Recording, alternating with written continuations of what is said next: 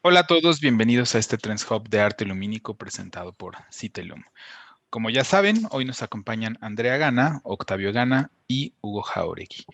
Este conversatorio está centrado en el arte lumínico y en las expresiones sociales. Buscamos enfatizar la capacidad que tiene la luz para actuar como un vehículo que permite expresar preocupaciones de toda índole, incluyendo temas sociales. Esta sesión es en vivo porque queremos que se unan a esta conversación. Para hacerlo, pueden utilizar el código QR que aparece en su pantalla, pueden descargar la aplicación Slido o pueden entrar directamente desde su teléfono o su computadora a www.slido.com y utilizar el hashtag LeadFest21, ¿no? Tal cual está, gatito LeadFest21, para que puedan dejar sus preguntas, comentarios o votar por las preguntas que los demás hayan hecho y sumarse a esta conversación que se está transmitiendo en directo. La mecánica es muy sencilla. Primero tenemos una sesión de preguntas que hemos preparado para nuestros expertos y posteriormente pasaremos a las preguntas que ustedes nos hagan llegar. Muchísimas gracias a nuestros expertos, Andrea, Octavio y Hugo. Qué gusto tenerlos hoy con nosotros. Bueno, pues ya conocieron un poquito del trabajo, la semblanza y la bio de cada uno. Nuestra primera pregunta está diseñada para que conozcamos un poquito de su trabajo. Nuestra primera pregunta es, por favor, cuéntenos brevemente sobre su proyecto y sobre todo sobre su trayectoria profesional. ¿Les parece si en estricto orden alfabético comenzamos con Andrea? Muy bien. Bueno, primero muchas gracias por la invitación, estamos muy contentos de estar acá compartiendo con ustedes. Bueno, nosotros somos un par de hermanos que estudiamos arte, diseño, estética, y desde ahí que formamos el proyecto Delay Lab hace más de 11 años que tenemos este proyecto, y investigando distintas formas de hacer cosas que se escapen de la convencionalidad de los espacios de arte, saliendo mucho al espacio público. Desde ahí que investigamos mucho lo que es videomapping y nos metimos mucho en lo que son artes escénicas, museografía, distintas disciplinas, pero lo que nos hemos hecho más conocido este último tiempo, estos últimos 4 años, ha sido todo el tema más político, activista, que tiene que ver con luchas sociales, medioambientales, cosas que tienen que ver con los pueblos originarios de Chile, y desde ahí que hemos estado más activos que nunca haciendo arte lumínico público, en espacio público. Y acá aprovecharé para hacer un intermedio antes de continuar con Hugo y después con Octavio. Acá continuaré o empezaré a hacer una diferencia importante, ¿no? Muchas personas nos han hecho llegar estas dudas sobre la relación que existe entre la manifestación social y el arte, ¿no? Que en muchos casos es indivisible, pero una cosa que es muy afortunada del caso de D-Light Lab es que esto no siempre va junto con pegado, ¿no? O sea, el hecho de que tengamos arte no significa que el arte lumínico siempre tenga una intención social y tampoco significa que todas las intenciones sociales hayan encontrado un alojamiento en el arte. Entonces, el caso de la obra de D-Light Lab, sí me atrevo a decir que es único porque nos permite tener estas dos componentes que en muchos otros contextos no asociamos juntos y que recientemente, gracias al trabajo de ellos y algunos otros artistas, hemos comenzado a ver de forma más activa alrededor del mundo. Muchísimas gracias, Andrea. Y ahora continuamos con Hugo. Hola, ¿qué tal, Adrián? Muchísimo gusto. Muchas gracias por la invitación también. Yo soy yo llevo 15 años un poquito en el medio de la iluminación. Caí un poquito como por casualidad. Y durante estos 15 años he estado desarrollando bastantes proyectos de iluminación de todo tipo, principalmente planes maestros de iluminación para ciudades, centros urbanos, y empezamos a desarrollar también proyectos corporativos para iluminación de edificios de gran magnitud, entre los que se incluyen el Plan Maestro de Iluminación de la Ciudad de Guadalajara, Puebla, Guanajuato y la Ciudad de México. Eh, Dentro de este tipo de proyectos siempre nuestro alcance va muy ligado a lo que es la convivencia social, la generación de espacios urbanos, generación de espacios para que la gente pueda habitarlos de manera segura y de manera interesante. Actualmente me trabajo dentro de la empresa de Citelum como director creativo. Esta empresa lleva desarrollando durante 28 años proyectos de iluminación en prácticamente todo el mundo, desde la Torre Eiffel, las Torres Petronas, el Puente de Londres, y tratamos de hacer una vinculación entre la luz y lo que es la sociedad. No de la misma manera como lo hacen Andrea y Octavio, pero sí hacemos una suerte de comunicación social a través de diferentes tipos de proyectos, ya sean privados, ya sean corporativos, o urbanos en colaboración con las ciudades. Entonces, pues bueno, hacemos un poquito de todo. Acá solamente repararé en una cosa, Hugo, ¿no? De repente mucha de nuestra audiencia es audiencia joven, ¿no? Gente que todavía está perfilando un poco qué va a estudiar. Ya Andrea y Octavio nos contaron un poco de qué estudiaron y cuál es este trasfondo educativo. ¿Tú nos puedes contar qué estudiaste? Claro, yo soy tecnólogo en control automático de instrumentación y aparte soy ingeniero en mecatrónica. Pero también tengo diplomados en diseño de iluminación por parte de la Universidad Iberoamericana. Y pues bueno, mucho de mi desarrollo también ha sido, soy muy autodidacta. Yo he estudiado matemáticas, física durante mucho tiempo. Y la parte de arquitectura también he estado en diplomados, cursos, pero principalmente mi formación es ingeniería. Muy bien. Claro, Esto ¿no? es una carreras del futuro que le llaman hoy en día. Exactamente. Fíjate, están muy relacionadas a final de cuentas. Todo el componente de la luz con todo lo que es la física, las matemáticas, van muy relacionadas con cómo percibimos los espacios, también la arquitectura, etcétera, ¿no? Muy bien, muchas gracias, Hugo. Y por último, Octavio, algo que quieras comentar sobre su trayectoria, sobre sus proyectos para terminar esta parte de presentación. Sí, quizás especificar un poco que nosotros nos especializamos 100%, yo diría un 95% en lo que es la luz digital, en lo que es la videoproyección. Entonces, nosotros hacemos una traducción un poco de lo que vendría siendo una pantalla, pero la utilizamos como luz. Entonces, así como podemos transmitir textos, imágenes, podemos también transmitir volúmenes lumínicos. O sea, cuando hemos trabajado en escénica, por ejemplo, en obras de danza, ni siquiera hemos puesto telones y hemos trabajado con 6 proyectores y ahí ocupamos un humo, un geyser. Entonces empezamos a hacer arquitectura lumínica que audio reacciona con la música. Entonces, por eso te digo que intentamos abarcar todo el espectro. Entonces, cuando nos dicen no tienen que proyectar un rectángulo, para nosotros es muy aburrido. Tratamos de que no nos llamen para ese tipo de proyectos. ¿Cachai?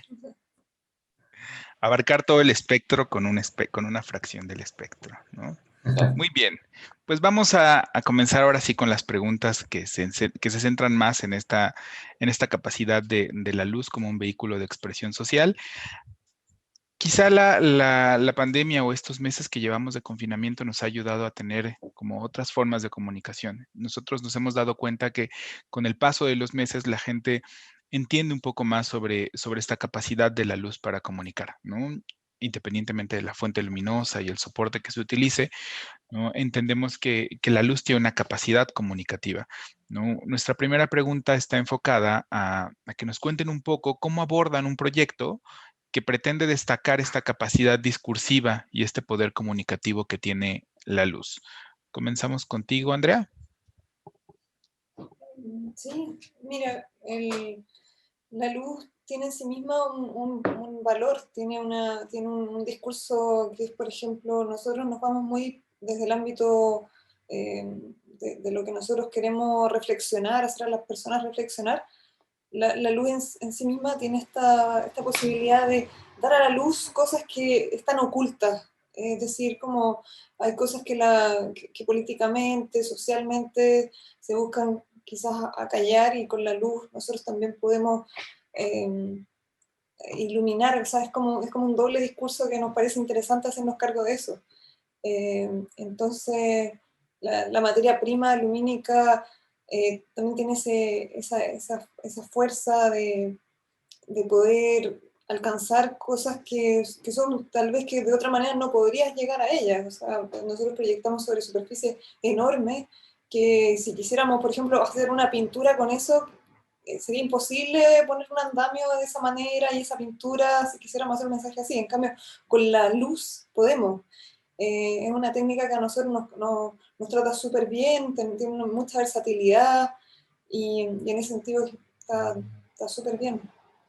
Sí, a mí me gustaría agregar el tema que además muchas veces ocupamos energía limpia, o sea, ocupamos generadores que no son en base a petróleo, sino que se cargan e incluso son insonoros. Entonces, es una técnica bastante limpia, entre comillas, sabiendo que todo tiene una huella y todo eso, pero dentro de todo, además que la tecnología ha avanzado de tal manera en que los proyectores tienden a ser más compactos, más luminosos y gastan menos electricidad. No sé, por ese lado creemos que está bueno. No, y digo, también agregando ahorita lo que dice Andrea, la luz yo creo que es uno de los elementos más flexibles, porque en realidad no la percibimos hasta que la luz impacta realmente con algo. O sea, en realidad la luz es intangible hasta que realmente hay algo, alguna superficie que la refleje y eso varía de proyecto a proyecto. O sea, eso es lo que lo hace tan interesante. No podemos como tener una sola concepción de cómo realizamos un proyecto, porque cada proyecto es diferente en su forma. ¿Por qué? Porque la luz va a reflejar algo diferente en cada uno de los proyectos, ¿no? Eso yo creo que es el valor más interesante de la luz, que en realidad no es un elemento por sí solo, sino que hasta que realmente toca, hasta que realmente hay una superficie que lo refleje, es cuando realmente nosotros lo llegamos a percibir, ¿no? Nuestros proyectos realmente también hacemos algo así. Cada proyecto es una aproximación diferente de cómo nosotros podemos aplicar la luz de esta manera flexible y podemos realmente transmitir algún tipo de sentimiento. Obviamente, nos podemos ir desde el punto de vista más técnico, que es un alumbrado público, que tiene un objetivo como tal, o podemos irnos a una iluminación de una obra de arte o a través de comunicar a través de la luz algún tipo de expresión social. Entonces, cada uno de estos elementos tiene diferentes aplicaciones y la luz nos da esa flexibilidad, nos da ese abanico de poder hacer este tipo de soluciones tan diferentes, pero con la misma materia prima, ¿no? Que además es una materia prima peculiar, porque Uh-huh. para que exista esta materia prima, para que funcione, como sabemos que funciona, necesitamos esta condición de oscuridad, ¿no? Que también tiene este paralelismo con lo que nos mencionaba Andrea al principio, ¿no? La luz ilumina, claro, como un fenómeno físico y óptico, pero también tiene esta carga de iluminar ante una condición de oscuridad, dependiendo del contexto. Muy bien, pues vamos a continuar con nuestra siguiente pregunta que está más orientada al proceso, sobre cómo trabajan ustedes los proyectos. Acá siéntanse libres de compartirnos los detalles, que es lo que todo el mundo queremos saber. ¿Cómo trabajan sus proyectos? ¿Cuál es el proceso? ¿Por dónde empiezan? ¿No? ¿En qué momento saben que ese proyecto ya está listo para ver la luz? Perfecto. ¿Empezamos? Sí, Sí, sí, sí, ¿no? por Por favor. favor. Uh-huh. Ya, mira, hay varios tipos de proyectos, pero en general hay algunos proyectos que son de urgencia, cuando tienen que ver con el activismo, y hay otros proyectos que los podemos ir desarrollando con mucho más tiempo, en el sentido de poder desarrollar técnicamente cuál va a ser el equipamiento que vamos a necesitar, la óptica, la potencia lumínica y cuál va a ser el contexto en el cual vamos a hacer la intervención, ¿cierto? Cuando hay cosas que son más urgentes, a veces son 24 horas, a veces el mismo día que pasa algo y nosotros queremos dar una respuesta a esa injusticia y ese mismo día tenemos que poder responder. Y ahí, bueno, casi siempre tratamos de irnos técnicamente a hacer algo que ya hayamos hecho, o sea, un edificio o una técnica que ya hayamos comprobado. Entonces, por lo menos a nivel técnico, check.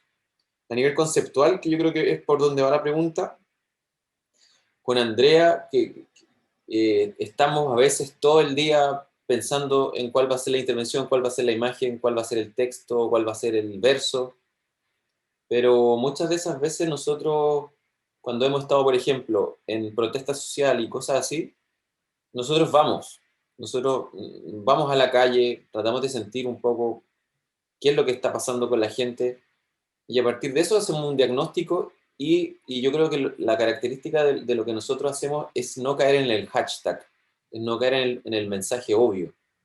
Y es ahí donde a veces, a partir de lo que agarramos, o sea, lo que escuchamos, lo que se ve en redes sociales, a veces en Twitter, no sé, le damos una vuelta a este tema y a partir de eso tratamos de sacar algo un poco más refrescante. Porque sería muy fácil proyectar el hashtag y lo más probable es que el hashtag incluso tenga mayor difusión. Pero nosotros lo que nosotros queremos hacer finalmente es poder expandir el imaginario de, de, de la protesta o también de la intervención misma que queremos hacer. Por eso muchas veces hacemos citas poéticas o a partir de frases o de, más que frases, por ejemplo, el eslogan de los Carabineros de Chile, que es la Policía de Chile, o el eslogan del escudo, nosotros le damos una vuelta y sacamos como una nueva versión que está mucho más actualizada al acontecer nacional y al acontecer actual, tanto desde un punto de vista ecologista, feminista, de derecho igualitario, etcétera. Entonces, va un poco por ahí lo que yo podría decir de eso. Creo que la aproximación es muy parecida. Yo creo que cada proyecto tiene su propia naturaleza y cada uno de ellos nos lleva un diagnóstico diferente, ¿no? ¿Qué es lo que queremos comunicar a través de cada uno de ellos? A mí me ha tocado trabajar desde proyectos muy pequeños, en los cuales son residenciales, casi, a proyectos de ciudades y cada uno se ataca más o menos con el mismo tipo de diagnóstico, qué es lo que queremos transmitir, qué es lo que la gente que va a habitar el espacio queremos que perciba. En el caso de una ciudad, lo que queremos hacer es investigar cuáles son los puntos de reunión, cuáles son los puntos relevantes dentro de la ciudad a nivel histórico, que eso es a nivel sociedad, cuáles son los puntos de convivencia a nivel urbano, cuáles son los puntos de interés también para lo que sería el gobierno, en lugares donde queremos tener un poquito más de seguridad, en los que queremos generar una convivencia social más interesante, o también planeación a futuro. Va muy vinculado con lo que son los planes de desarrollo urbano, en los cuales también nosotros tenemos que integrar y tenemos que pensar la luz a futuro. Esos serían en proyectos de cierto tipo. Cuando son proyectos un poco más interesantes, un poco más de arte, ahí nosotros también llegamos a un diagnóstico, qué es lo que queremos comunicar a través de la luz y a través de qué lo vamos a hacer. Acabamos de terminar hace poco el proyecto de la Torre BBVA Bancomer, la cual tiene 4 fachadas de 50 pisos, las cuales tienen una comunicación social con la Ciudad de México prácticamente todo el tiempo. El proyecto estuvo diseñado para poder transmitir a través de las fachadas mensajes hacia la ciudadanía que se pueden ver prácticamente desde cualquier lado.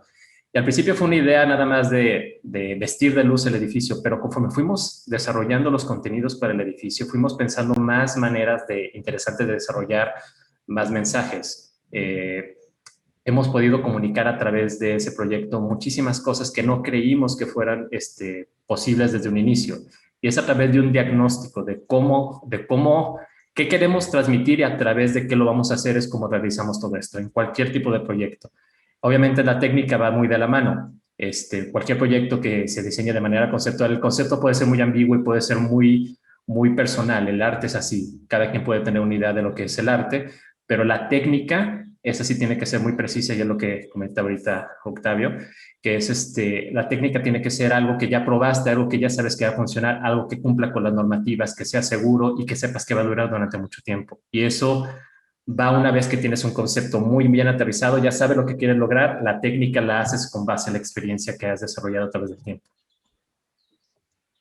Y acá tomaré una frase de Víctor Palacio, un reconocido iluminador mexicano que personalmente quiero mucho y admiro mucho también. Él mencionaba que un buen iluminador necesita ser un traductor, ¿no? Tiene que tener esta capacidad para ser un traductor tecnólogo, ¿no? Y poder comunicar, transmitir y crear a partir de cierto conocimiento técnico que hay con la luz, ¿no? Y me llama mucho la atención que desde el trabajo de los tres existe este proceso de traducción, ¿no? Mencionaba Octavio que hay este momento en el que necesitan dejarse sentir, necesitan monitorear lo que se está sintiendo, lo que está experimentando la sociedad para poder transmitirlo, quizá de otra manera, quizá en otro soporte, pero al final necesita ser contundente y conectar con la gente para volver a regresar este mensaje y que pueda amplificarse, ¿no?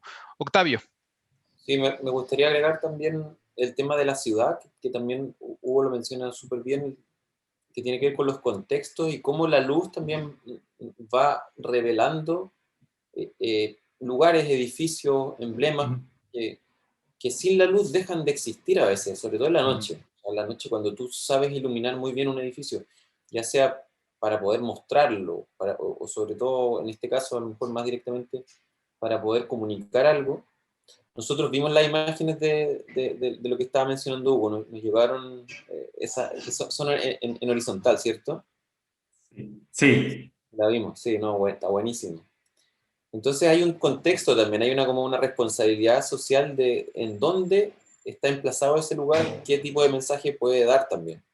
Y porque le da otro carácter al edificio y al lugar, que eso es súper interesante. La mayoría de las proyecciones que nosotros hemos hecho son en este edificio de la Torre Telefónica, que queda justo en el epicentro de donde son las manifestaciones. Entonces, por eso también se convirtió como en una voz, y es un edificio que en los años 90 fue como un emblema del comercio, de la nueva economía de Chile, post dictadura, un país como con esta cosa media súper exitosa a nivel económico y todo eso. Y ahora se transforma como esta nueva carga de este despertar de Chile, que un chileno que tuvo que siempre que trabajar mucho, incluso para pagarse su propia educación, su propia salud, y como un Estado que había desprotegido a la gente, a la gente en general, a la gente que lo necesitaba. Entonces este edificio empieza a incorporar este otro valor y ahora la gente como que lo quiere. Entonces es muy interesante a nivel sociológico qué pasa con eso y a nivel de valores, de símbolos de la ciudad. Y ahí les voy a pedir que nos quedemos tantito, ¿no? Porque este momento en el que necesitamos entender que para que existan los mensajes necesitamos tener esta capacidad de codificarlo y este poder simbólico que tiene la luz, pero necesito aprovechar para recordarle a las personas que esta es una sesión en vivo y es justamente en vivo porque queremos sumar sus opiniones, comentarios o preguntas y para ello utilizaremos la aplicación Slido que pueden descargar en cualquier tienda móvil. Pueden utilizar también el código QR que aparece ahora en sus pantallas o también pueden entrar a slido.com y utilizar el hashtag LeadFest21. De esta manera pueden dejarnos sus comentarios, dejar preguntas nuevas o votar por las preguntas que ya los demás han dejado en la plataforma. Listo, pues regresando a la charla, ¿no? Octavio se quedó justo en este punto del valor simbólico, de los símbolos y de los códigos con los que decodificamos esos lenguajes. En este caso estamos hablando de los lenguajes que tienen a la luz como un vehículo de expresión social, ¿no? Y sobre eso va nuestra siguiente pregunta. Me gustaría que comenzáramos con Andrea. Andrea, ¿qué es lo que tú crees, desde tu perspectiva, qué es lo que le confiere a la luz esta capacidad para actuar como un símbolo? Desde nuestra experiencia, la luz tiene este poder de ser súper efímero y porque, por ejemplo, nuestras proyecciones tienen una duración de 1 hora, en un día específico que responde a algo que pasó un día puntual.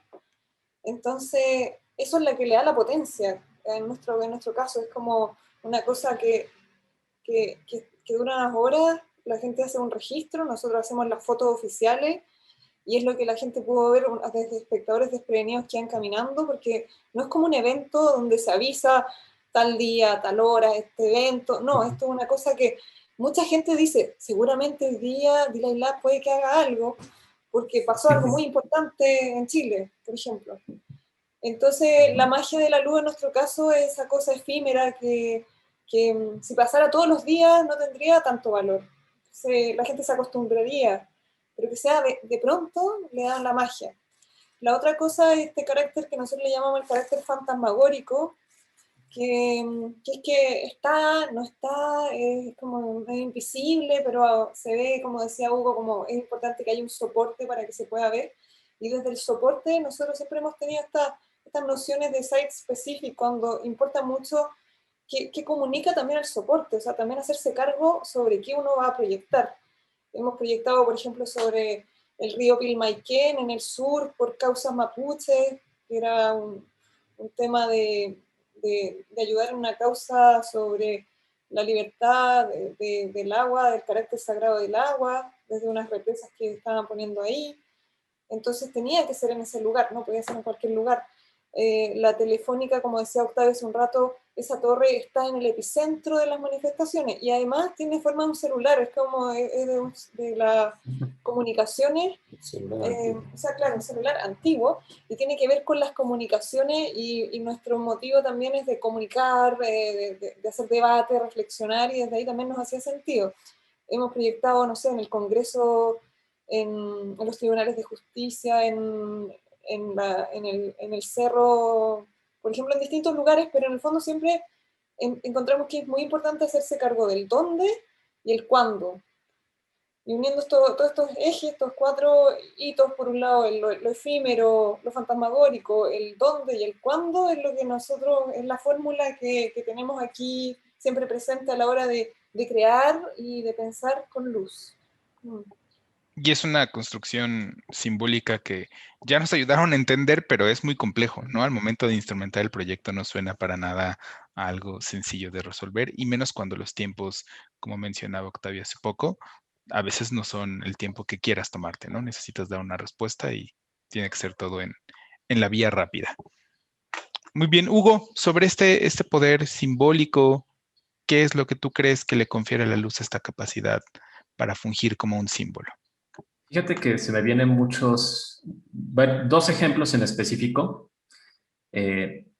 La luz, si hablamos de la luz y la arquitectura, uno de los ejemplos más claros de cómo la luz funciona como un símbolo es en el arte sacro, en la arquitectura religiosa. Yo creo que la luz es el principal medio de cómo se transmitían ideas, el diseño de las catedrales, el diseño de los diferentes edificios a nivel sacro. Hace mucho tiempo lo que comunicaban es a través de la luz, todos estos vitrales, en cómo estaban las cúpulas puestas, era precisamente para dar esta idea, esta sensación de divinidad a través de la luz. Y funcionaba muy bien como este símbolo de divinidad, este símbolo de iluminación, tal cual como dentro de este contexto sagrado, ¿no? Entonces, la luz, como lo mencionaba en un inicio, es una materia tan flexible que la podemos utilizar para transmitir muchísimas ideas, y en este caso, en el arte sacro, se utilizaba de esa manera. Otro de los ejemplos que me viene muy, muy a la mente es el evento que se hizo para la conmemoración del 11 de septiembre, en donde a través de luz dibujamos lo que eran las Torres Gemelas. Es un ejemplo muy poderoso de cómo la luz puede llegar a formar un símbolo y cómo podemos transmitir tantas ideas con algo tan, tan, tan sencillo, simplemente con la proyección de luz hacia el cielo y simulando lo que eran la ubicación de las Torres Gemelas. Son mensajes tan poderosos con la misma materia, ¿no? Me ha tocado estar en varios proyectos en los cuales, de manera muy orgánica, hemos logrado transmitir muchas cosas. Cuando estamos realizando el proyecto del Ángel de la Independencia, era muy, muy raro cómo la ausencia de luz y al momento de que había luz, jalaba muchísima gente. Nosotros estamos haciendo las primeras pruebas de iluminación en el Ángel de la Independencia, y de la nada encendíamos algunas áreas, algunos lugares, y la gente de inmediato reaccionaba a esto. La luz llama, la luz nos jala hacia lo que queremos percibir, nos revela, que era algo que comentaba Andrea. Entonces, para mí es un medio tan flexible que como símbolo nosotros lo podemos utilizar tanto en medios arquitectónicos como en medios sociales, como un hilo conductor para poder transmitir estos sentimientos, ya sea en el arte sacro como a través de la divinidad, en algunos monumentos, esculturas hechas meramente de luz, o simplemente para revelar algún espacio público que anteriormente no conocíamos. Incluso esta sensación de oscuridad, me ha tocado trabajar proyectos en donde al momento de que está todo iluminado, pero de repente apagas todo, esa idea de lo que había antes es importantísimo. La gente valora realmente la luz o el valor de la luz a través de la oscuridad, ¿no? Que siempre se complementan. Y que resulta irónico, ¿no? Como algo que no tiene una condición material puede rellenar un espacio, puede rellenar una ausencia, puede recordarnos algo que no está, ¿no? Algo que nos falta. Muy bien, pues vamos a pasar a nuestra última pregunta porque ya tenemos varias preguntas en cola y no me gustaría irnos sin responder la mayoría. Entonces, para cerrar nuestra ronda de preguntas, En la exploración, desde cada uno de sus proyectos sobre la expresión social, ¿qué es lo más importante que han aprendido? Octavio, comenzamos contigo. Lo más importante que hemos aprendido con nuestro quehacer, ¿tú te refieres un poco? Sí, sí, sí. Mira, sí, yo creo que el tema de trabajar con luz es una cosa que, al ser algo que no está... Yo no estudié iluminación, primero que nada, entonces la he ido aprendiendo en la medida que la voy usando. Y es algo muy fascinante y es algo que no deja de sorprenderme siempre. Y a la medida que va avanzando la tecnología, pero incluso cuando uno empieza a consultar tecnología antigua o tecnología más análoga, es impresionante la belleza que es la luz en sí misma y cómo funciona con las ópticas, con los emisores y todo eso. Entonces, uno va aprendiendo, pero se va fascinando. Y creo que esas dos cosas de la mano son como de las cosas que te hacen querer vivir. Eso por un lado. Y por otro lado, lo otro que hemos ido aprendiendo, yo creo que con la última etapa de Delight Lab, que es una etapa mucho más activista y tiene que ver con que las cosas que hemos estado haciendo han servido para poder hacer que la sociedad sea, yo creo que más justa, o por lo menos que se visibilicen ciertas cosas. Entonces, la gente se ha dado cuenta que con este tipo de iniciativas o con este tipo de acciones, ellos son más escuchados y ciertas cosas se empiezan a difundir más por las noticias. Y la gente también no solamente como de uno, sino que lo empieza a decir, oye, yo también lo puedo hacer y a lo mejor puedo conseguir un proyector similar y empiezo a activar y no hemos visto proyecciones desde Arica a Punta Arenas, que son las ciudades más extremas de Chile, mucho más enfocadas en temas sociales y en ese sentido es muy bonito ver cómo se inspira a través de esta actividad, que sigan pasando cosas de ese tipo. Muy bien. Nos enseñaron a alzar la voz en silencio. Algo así. Hugo, ¿tú qué nos puedes contar sobre lo que has aprendido en tu quehacer desde el tipo de proyectos que tú desarrollas? Fíjate que también, al igual que Octavio, yo no tuve esta formación meramente de iluminación, como diseñador de iluminación. Todo ha sido a través de la experiencia y también me he sorprendido muchísimo de cómo la luz puede llegar a transformar espacios, de lo mucho que puede llegar a comunicar a través de una idea tan sencilla. Pero yo creo que lo que más me ha llamado la atención es que la luz nos llama, la luz siempre atrae. Ya puede ser a través de un mensaje social, como lo hacen Andrea y Octavio, o a través de simplemente un espacio confortable para la gente.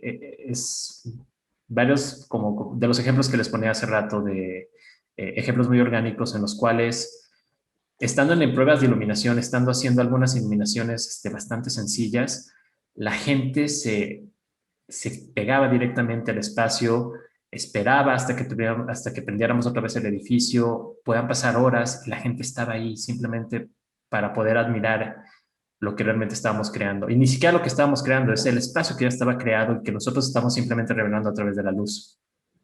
Entonces, para mí el poder comunicativo de la luz es impresionante, es algo tan flexible, es algo que podemos manejar en tantos aspectos tan diferentes con la misma materia prima y eso es para mí lo que más me atrae. Todo lo que podemos comunicar, todo lo que podemos transmitir con el mismo elemento es increíble. Yo creo que eso es mi principal enseñanza a través de todo este tiempo. Muchas gracias, Hugo. Y por último, para cerrar con esta pregunta, Andrea, ¿algo que quieras agregar sobre lo que has aprendido en este camino? Creo que nosotros hemos tenido la oportunidad de hacer muchos proyectos interdisciplinarios y aprender desde, no sé, trabajos de luz en museografía, trabajos de luz en artes escénicas, trabajos de luz con culturas originarias, así como causas sociales, ampliar nuestros conocimientos con gente que nos ha abierto los ojos en otros sentidos, también como en otras disciplinas. Entonces, yo también algo que me siento muy agradecida de todo este proyecto de Delay Lab es que nos hemos podido vincular con proyectos que, no sé, desde astronomía, arte, ciencia, tecnología, científicos, personas del pueblo que están luchando, unas causas. Entonces, por un lado, como lo que nosotros hacemos también nos ha vinculado mucho con saber historias de otras personas, conocer personas que... Entonces, como el carácter social, como también de conocimiento y también la experimentación que hemos podido tener, por ejemplo, todo el conocimiento en arte escénica, en estar en un lugar de luz controlada, todo esto que decía Octavio de la arquitectura que uno puede generar, por ejemplo, en un espacio con humo, muy distinto a lo que uno puede hacer en una ciudad, para nosotros son instancias de experimentación también. Sí. Y a mí lo último que me gustaría agregar, yo creo que también tiene que ver con que hemos podido conocer a muchos maestros de la luz. Y eso también ha sido muy bonito, como cuando uno ya se mete en este tema, y es como la conversación que podríamos tener con ustedes, que salimos de esto después, es como hablar de temática lumínica, que es muy lindo cómo cada uno también ha ido descubriendo esta materialidad y la gente que lleva más tiempo obviamente te puede mostrar otras cosas y tiene otras vivencias y eso también es muy enriquecedor y ahí uno se convierte en niño de nuevo y eso es muy alucinante. Yo por eso les cuento que sobre todo nosotros, o sea, a pesar de que estamos en este momento en un tema bastante más activista y todo, hay un tema de fascinación por el fenómeno que hace que estemos acá y que insistamos con lo de la luz y probablemente si hablamos de 5 años más, Adrián y Hugo, estemos explorando otra herramienta que tenga que ver con la iluminación y que a lo mejor, no sé, pues bioluminiscencia, quién sabe, pero el fenómeno es muy alucinante. Sí, de repente tengo la impresión de que parecemos una secta, ¿no? Y la gente ve esta fascinación con un Guppies poco de la de... luz. Exacto. Muy bien, pues esta fue nuestra ronda de preguntas. Nuestros 3 expertos ya las conocían, las tenían un poco preparadas. Ahora vienen preguntas que nos ha compartido el público que está viendo esta transmisión. Empezaré con una que retoma algo que mencionó Octavio hace un ratito sobre explorar otro tipo de tecnologías. ¿No? La pregunta dice, ¿creen que la tecnología es algo imprescindible para su quehacer? ¿Han intentado hacer algo mucho más análogo, como por ejemplo con luz natural?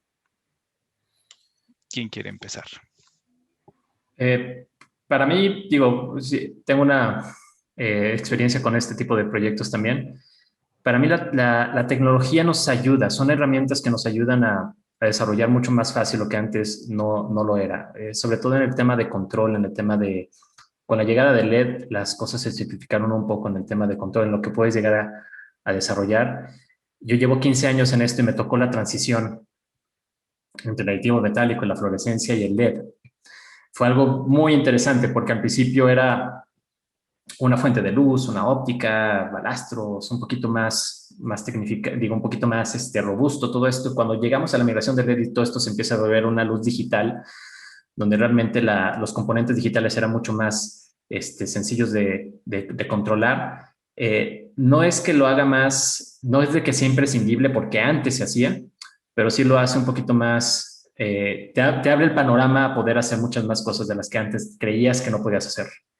Entonces, sí es una gran ventaja lo que tenemos ahorita, el conocer de tecnología, el conocer lo que hay detrás del funcionamiento de una lámpara, te ayuda muchísimo a poder desarrollar muchos de los proyectos, porque entiendes cuál es la base.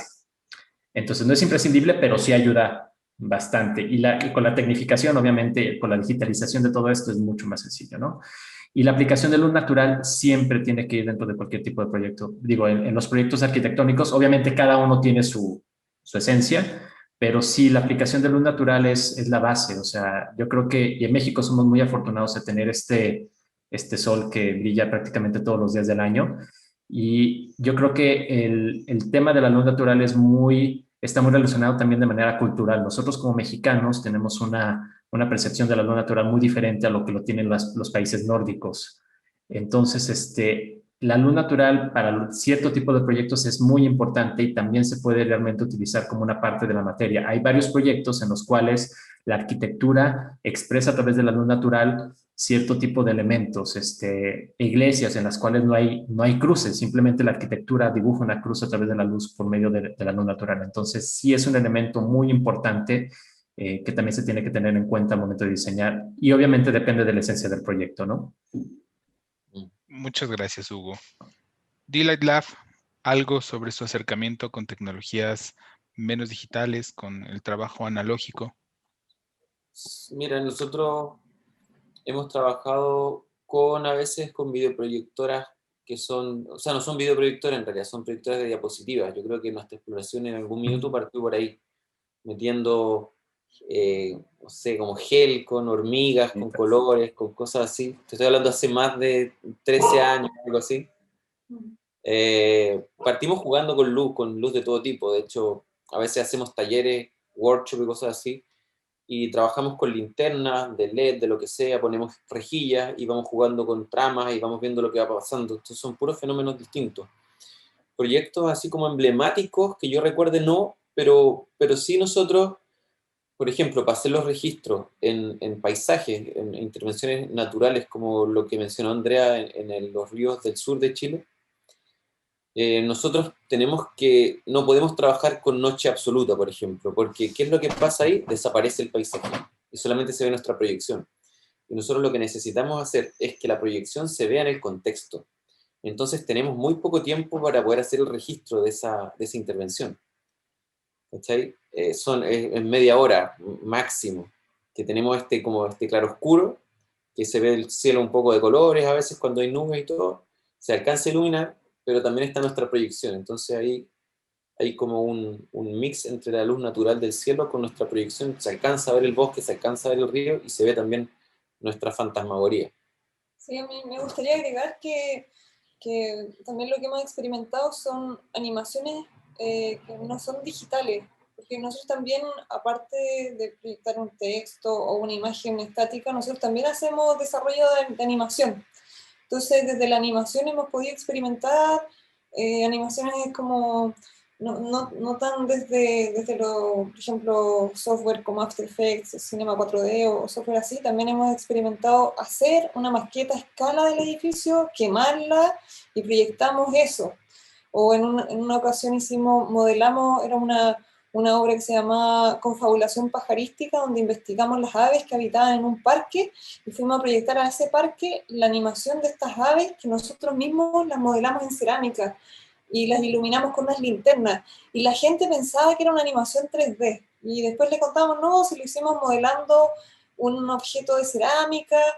Y con la linterna le íbamos pasando como unas lucecitas. Que lo rodeaban y parecía como que estuviera animado 3D. Y otra vez, por ejemplo, ahora hace poquito para el Festival de Teatro Amil, que es un festival muy importante internacional que se hace en Chile en enero, nos hicimos intervenciones en copas de agua, estas grandes copas de agua, y ahí era una obra que se llamaba Espíritus del Agua, y ahí también había unos relatos donde se hablaba mucho de la naturaleza, y ahí simulamos como paisajes también, pusimos un papel de seda tenso, atrás una linterna, y como las sombras, como sombras javanesas, sombras chinescas, lo que nosotros captamos con una cámara, era una cámara de video, era la proyección de estos elementos, y muchos eran translúcidos, por ejemplo, eran botellas, como planta o como cosas más como que podrían proyectar como luces también desde los reflejos, desde refracción, cosas de ese tipo. Entonces había una cosa azarosa ahí que pasaba que era muy interesante, y también uno de pronto podía pensar con qué software pudiste haber hecho eso, pero también tiene su magia, tiene un encanto que es genial. Así que nos encanta también explorar lo híbrido también desde una animación híbrida. Creo que la tecnología nos suple la creatividad, ¿no? Y la creatividad también nos encuentra maneras de expresar o de desarrollar, ¿no? Sin tener que meternos en la computadora todo el tiempo. Es el compromiso analógico completo. Uh-huh. Muy bien, pues tengo ahora un par de preguntas dirigidas. Esta primera es para Hugo. Hugo, ¿qué tan difícil es implementar tu estética o estilo trabajando para un cliente o una empresa? Y muy buena pregunta. Prácticamente la labor de convencimiento con un cliente es siempre difícil, ¿no? El cliente, sobre todo, yo creo que tienes siempre dos tipos de clientes. El que sabe lo que quiere y el que cree que sabe lo que quiere. Muchas veces el cliente no tiene mucha idea de lo que realmente quiere percibir en su espacio, entonces es un poco difícil llegar a convencerlo.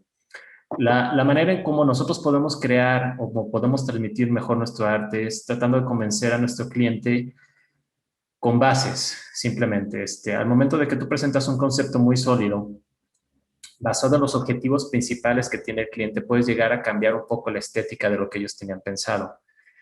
Eh, Obviamente, tienes que siempre tener claro cuáles son los objetivos principales que busca el cliente, qué es lo que busca transmitir, qué es lo que busca comunicar.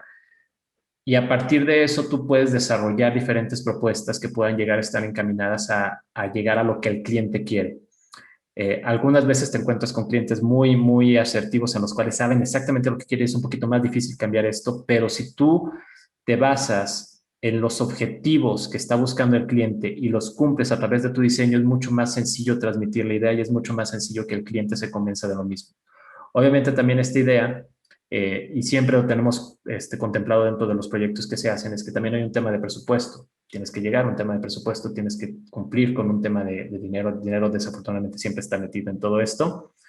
Tiempos, mantenimiento y todo tiene que ir vinculado dentro de la misma propuesta. Al momento de que diseñamos, también podemos crear un concepto muy rebuscado que puede que no esté dentro de todos estos parámetros. Entonces, siempre cuando estás diseñando, siempre tienes que tener en cuenta cuáles son los objetivos que está buscando el cliente, tu presupuesto, tu tiempo, el mantenimiento, para que tú a través de todo esto puedas llegar a convencer y transmitir la esencia de tu diseño en cualquier proyecto. Es una mezcla ahí medio interesante que a veces los clientes son difíciles, ¿no? Pero si tú tienes estas bases bien desarrolladas, es mucho más fácil poder transmitir tu idea. Conciliación y arbitraje que le llamamos por Es acá. correcto. Muy bien. Balance. Ahora tengo una pregunta para Delight Lab. La pregunta dice, supongo que el video mapping es costoso. ¿Qué tan difícil es conseguir el recurso para proyectos de carácter social? Sí, buena pregunta.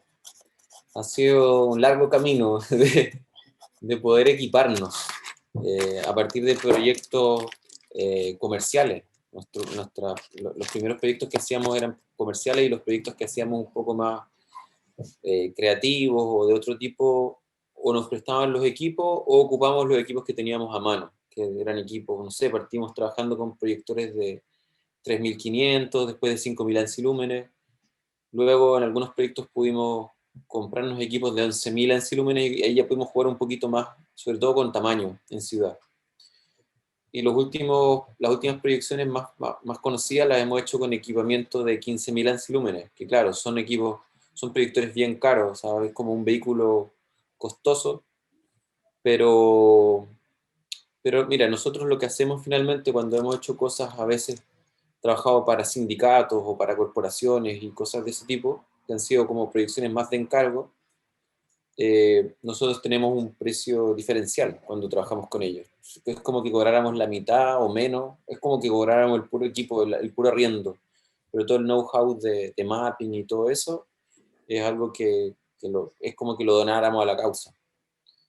Pero aún así, no sé, como ahora tuvimos este vuelco un poco más social, como les venía diciendo, se han acercado sindicatos de trabajadores a preguntarnos y también a hacer actividades con ellos, ¿cachai? Entonces, también es bien interesante ver cómo se va moviendo y al final, si alguien quiere hacer algo, se puede. Cuando hay acciones que nos gustan y que apoyamos y que no hay recursos y tenemos tiempo para poder hacerlo, también lo hacemos. Esta diversidad de esquemas de colaboración que a veces no nos imaginamos, ¿no? Muy bien. Ahora regreso con Hugo. Esta pregunta está planteada para ti. Dice, ¿qué dificultades tuvo el proyecto de la Torre Vancomer técnicamente?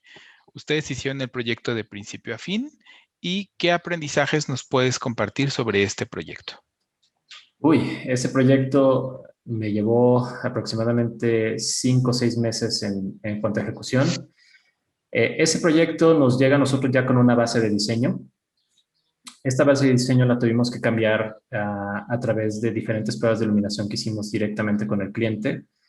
Entonces, el reto más complicado dentro de este proyecto fue que tuvimos que rediseñar prácticamente el concepto de iluminación con un stock de luminarias que ya nos habían solicitado, ya se había acordado, por así decirlo. Entonces fue un rediseño completo del proyecto con una base que ya nos habían proporcionado, pero se tuvo que rediseñar prácticamente todo el proyecto al momento de que ya estamos ejecutando prácticamente el proyecto. Estuvo complicado. Yo creo que uno de los retos más interesantes aquí fue cómo hacer que este sistema pudiera durar bien instalado durante mucho tiempo, por lo que cambiamos prácticamente todas las ingenierías y de tenerlas en los exteriores hicimos un rediseño a mandar todo al interior y hacer simplemente algunas cuantas salidas directamente hacia las fachadas. Entonces, de ser un proyecto exterior, lo hicimos un proyecto prácticamente interior, una redistribución completa de todas las luminarias, y fue un proyecto que se estuvo haciendo a la par de que se estaba construyendo. Entonces fue una carrera contra el tiempo porque se estaba realizando el proyecto ejecutivo a la par de que ya estaban instalando prácticamente toda la infraestructura completa.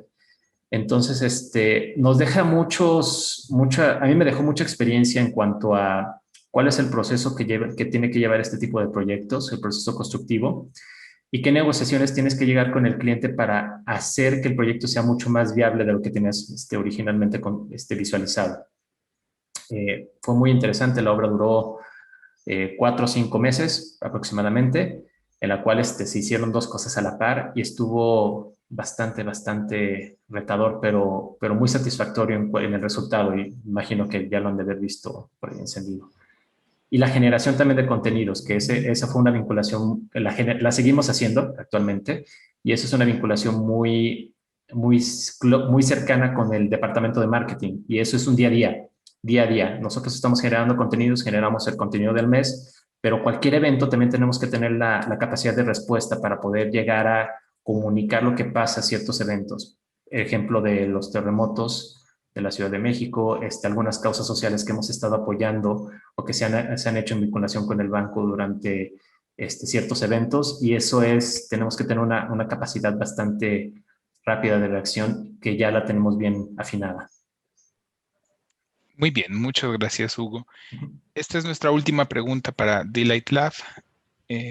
Dice, para Andrea y Octavio, ¿en qué momento y cómo empezaron con este proyecto de D-Light Lab?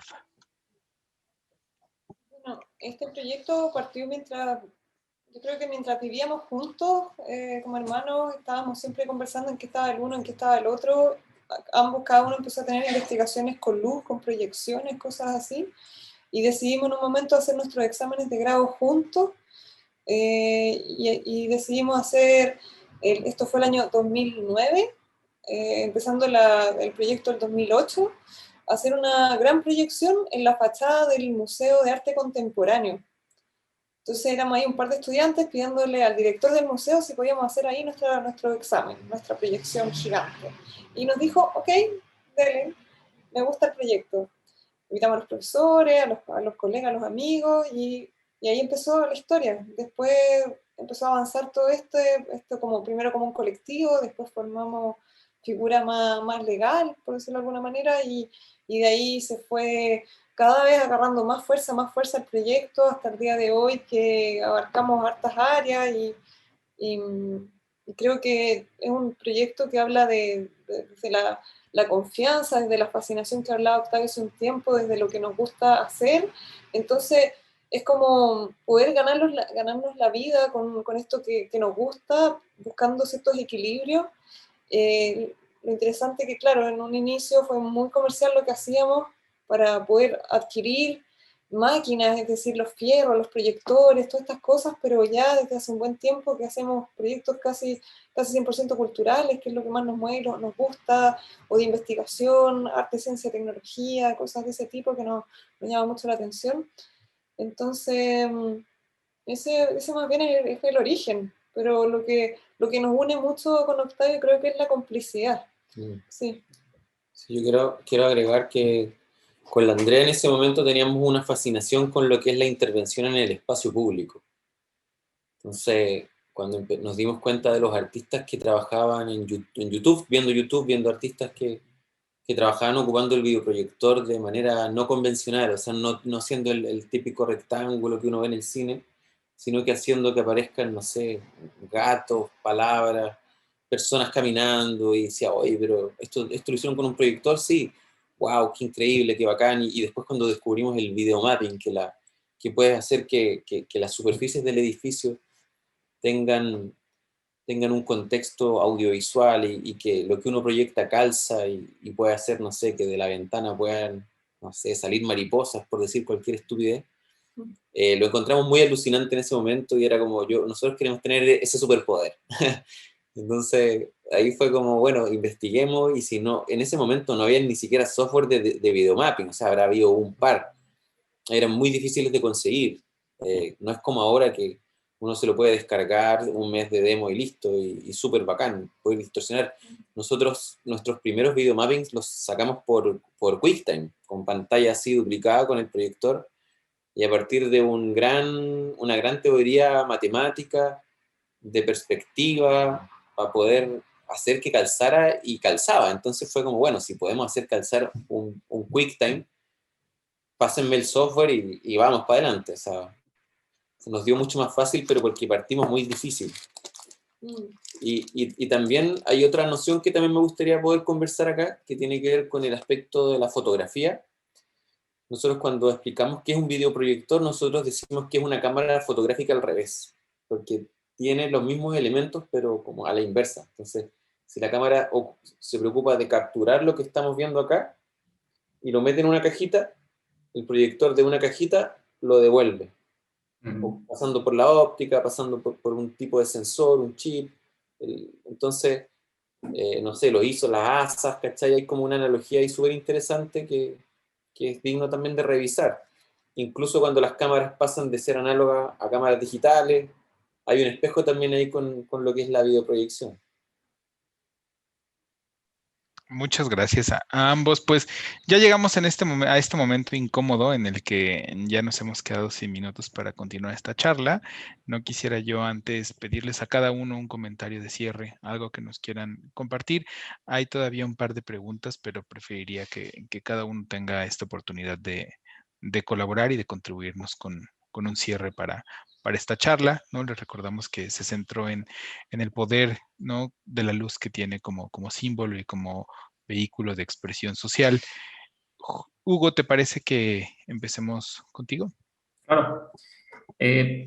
Muchos de los proyectos que hemos realizado siempre te dan la satisfacción de que estás creando un mejor espacio para la convivencia social. Y eso es lo que a mí me quisiera empoderar un poquito a la gente a que pensara en eso, en que realmente el trabajo que hacemos con la luz no es simplemente un negocio, sino que también tiene implicaciones sociales de toda índole, en tema de seguridad, en tema de activismo, en tema de bienestar, que creo que es algo que tenemos que rescatar y que es un elemento tan flexible que podemos utilizarlo prácticamente todos, con tecnología, sin tecnología, obviamente con una base de creatividad, y que pues prácticamente podemos hacer lo que queramos, generando un bienestar para todos. Eso yo creo que es lo que más quisiera transmitirles. Muchas gracias, Hugo. Andrea, Octavio, es hora de su momento conjunto de cierre. Mira, yo pensaba que los humanos somos todos unos animales que somos súper sensibles a la luz en todo aspecto. Desde que nos gusta contemplar el amanecer, un atardecer, una puesta de sol, hay una vitamina que nosotros necesitamos, y si es de noche y prendemos una fogata, la fogata nos reúne. No es solo el calor del fuego, sino que es esa luz que nos seduce, que nos hace verla por horas. La fascinación de la luz es como algo que creo que viene innato, y que el arte lumínico simplemente te dice, acuérdate de esto. Nosotros en el fondo estamos recordándole a la gente lo que mucho nos gusta y que es intrínseco y que está dentro, es un recordar. Sí. Bueno, yo, Adrián, después de las palabras de Hugo y Andrea, no sé qué más decir. No, muy contento y orgulloso de la invitación. También me gustaría decir que conocemos el trabajo de Citelum acá en Chile, y nos ha tocado juntarnos alguna vez con ustedes acá, y hemos visto un hermoso trabajo en la Pontificia Universidad Católica y también en el casco antiguo de la Municipalidad de Independencia. Entonces, también lo admiramos mucho el trabajo de Citelum, así que muy bacán. Muchas gracias. Espero que también podamos trabajar algo por acá en México. Cool. Y nada, felices por ELA también, Adrián, muy, muy felices de que nos hayan invitado y que se sepa un poco lo que estamos haciendo acá en México y en el resto del mundo, nos enorgullece un montón. Sí, que sea la primera y aquí aprovechemos a Hugo, a Delight Lab, creo que también pueden hacer algo juntos y mostrarnos. Nosotros siempre tendremos el espacio para compartir su extraordinario trabajo. Quiero agradecerle a los tres su tiempo y toda su colaboración para que esta sesión haya sido posible. También quiero compartirles un comentario que les dejaron. Dice, muchas felicidades a los tres por el trabajo que hacen, nos llenan de motivación. Siempre tenemos muchas preguntas, pero pocos comentarios dirigidos de esta manera. Pues bueno, este es el momento de irnos. Sin antes pedirles, hemos dejado una encuesta en Slido para conocer su opinión sobre esta sesión y el contenido que hemos preparado para ustedes. Recuerden que pueden entrar utilizando el código QR que está en la pantalla o entrando directamente a slido.com. Pues bueno, eso es todo por esta tarde. Muchas gracias a los tres por acompañarnos. Esta sesión ha sido un deleite. Muchas gracias. Gracias, Adrián. Gracias, Andrea. Octavio, un placer a todos. Muchas gracias.